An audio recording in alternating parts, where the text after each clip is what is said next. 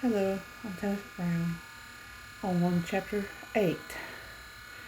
You're hearing the computer noise. I hope you can hear me. I want to make a Unit 8 commemorative speech. It's about somebody, you can praise somebody or what. I'm going to pick my son, Liam Maybe, Mabie, maybe.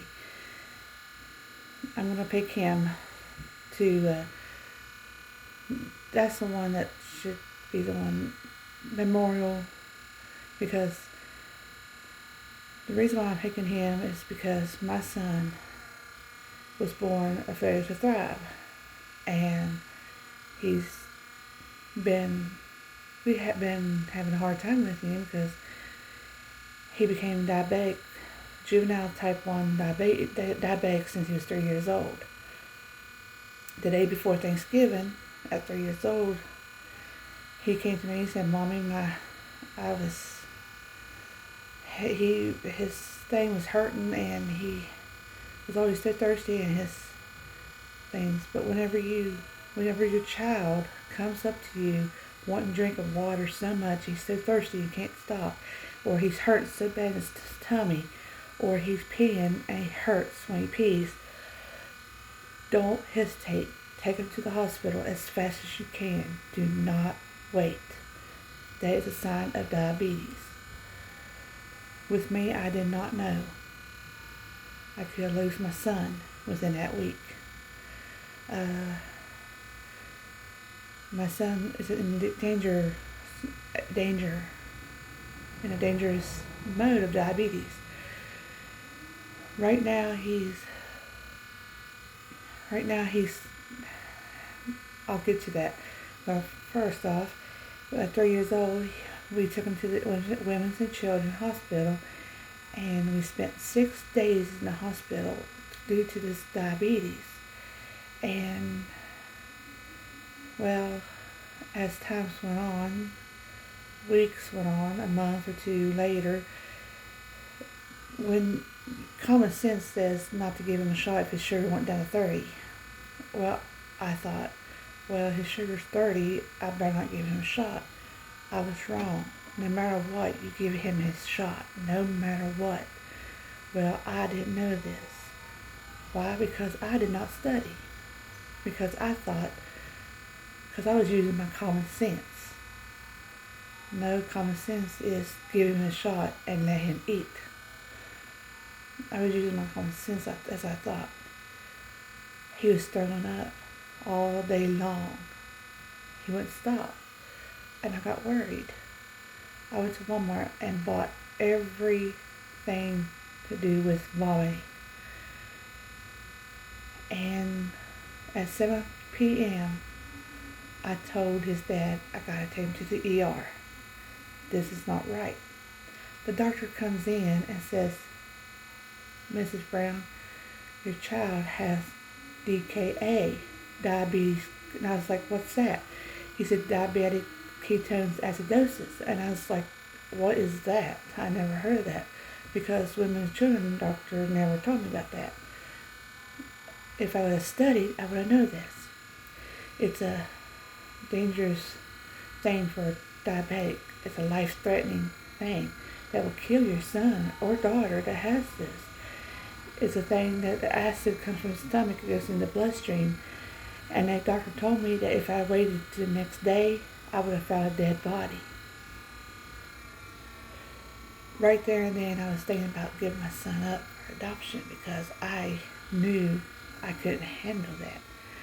But something inside me says, you can do this. You can do this. And from then on, they airlifted him to Women's and Children. And I got there at 1 in the morning, signed papers, and they asked me what I did. And I told them the truth. And they said, you need to make sure that he got his shots. They got on to me for that, but I am so thankful for that. And I've been fighting ever since on that. And then February came of this year, I got a divorce. His dad gave me divorce papers. And Liam, my son, chose to live with his dad. That was his choice. They found that he has, I can't remember what's the word, it's something to do with his heart. I told Liam years ago that he's got something wrong with his heart. I knew it. I was right. And I told Liam that he won't see his adulthood.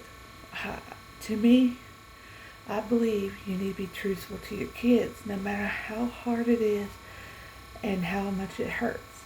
You can't lie to your kids. You've got to be truthful, no matter how hard it is. You can't lie to them. And he knows. He told me the other day, he said, Mom, I ain't going to see my 20. I said, I know, Liam. But I could see my son every Saturdays. I'm spending as much time I'm spending so much time with my son as I possibly can.